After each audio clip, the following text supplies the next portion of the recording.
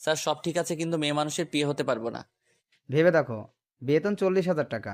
তোমার ডিউটি সকাল 9টা থেকে রাত 8টা পর্যন্ত। সকাল আর দুপুরের খাওয়া ভাগ্নির বাসায় খাবা। স্যার বিয়ে না হলে কি হয় না, আমার বেতন কম হলেও হবে। সরি বাবা, তাহলে তুমি আসতে পারো। স্যার আমি রাজি। এটাতে স্বাক্ষর করো।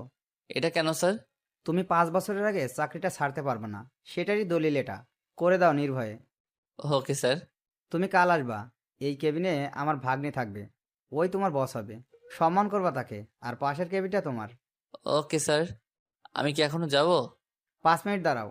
তোমার এমপ্লয়ি কার্ড বানানো হচ্ছে, এখনই দিবে। Okay sir. লাঞ্চের সময় আমায় কার্ড দেওয়া হলো, আমি খুশি মনে বাসায় আসলাম। সেদিন প্রাইভেট পড়িয়ে সবাইকে চাকরির কথা বললাম, ছাত্ররা সবাই পরের দিনই বেতন দিবে। যাই হোক, বাসায় কল করে জানালাম। পরের দিন সকাল সকাল হালকা খেয়ে অফিস থেকে রওনা দিলাম। অফিসে পৌঁছে বসের কেবিনের বসকে দেখে আমি টাসকি, এ আমি কাকে দেখছি? এ তো আমার। অফিসে সময় মতো পৌঁছালাম। আজ আমার জয়েনের দিন, আর আমার কাজ শিখিয়ে দিবে বস। আর কালকে জিসান স্যার বলেছে তার ভাগ্নি অর্থাৎ আমাদের নতুন বস আমায় কাজ শিখিয়ে দিবে, এবং আমি বসের বিয়ে।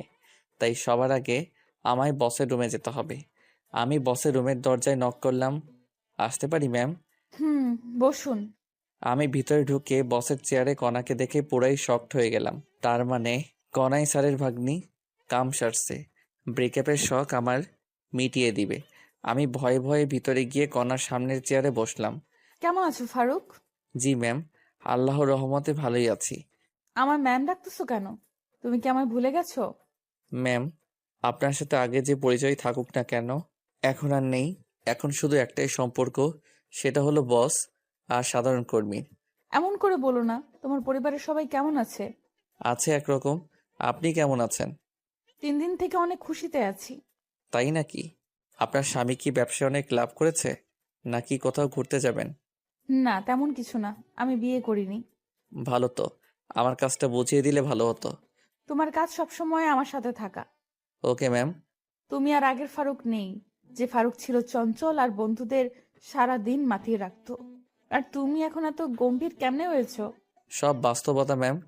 আমি জানি তুমি আমার সাথে চাপে পড়ে ব্রেকআপ করেছো, কিন্তু কেন করেছো বলবা প্লিজ? আর ওসব কথা বাদ দেন ম্যাম, আমার কেবিন দেখিয়ে দেন। দাঁড়াও, আমি আসতেছি। কণা বাইরে গেল।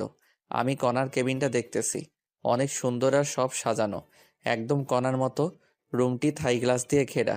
ভিতর থেকে সব দেখা গেলেও বাইরে থেকে দেখা সম্ভব না। আমি বসে আছি চেয়ারে। প্রায় 10 মিনিট পর আসলো হাতে কি জানি একটা নিয়ে। চেয়ারে বসেই, বলো না, এতদিন কোথায় ছিলে তুমি আর তোমার পরিবার? ম্যাম আমি গ্রামে ছিলাম। আমি আমার কেবিনে যাচ্ছি ম্যাম। আর আমায় ম্যাম বলবি? বল। কণা বাইরে গিয়ে প্যাকেটে করে একটা ছুরি কিনে এনেছে। ম্যাম বলা মাত্র আমার গলায় ছুরি ধরে এসব কথা বলল। তো তাহলে কি বলে ডাকবো? নাম ধরে অথবা জান পাখি, যা ইচ্ছা বলে ডাকবা। এ হয় না ম্যাম। আর একবার ম্যাম বল, গলা নামিয়ে দিব।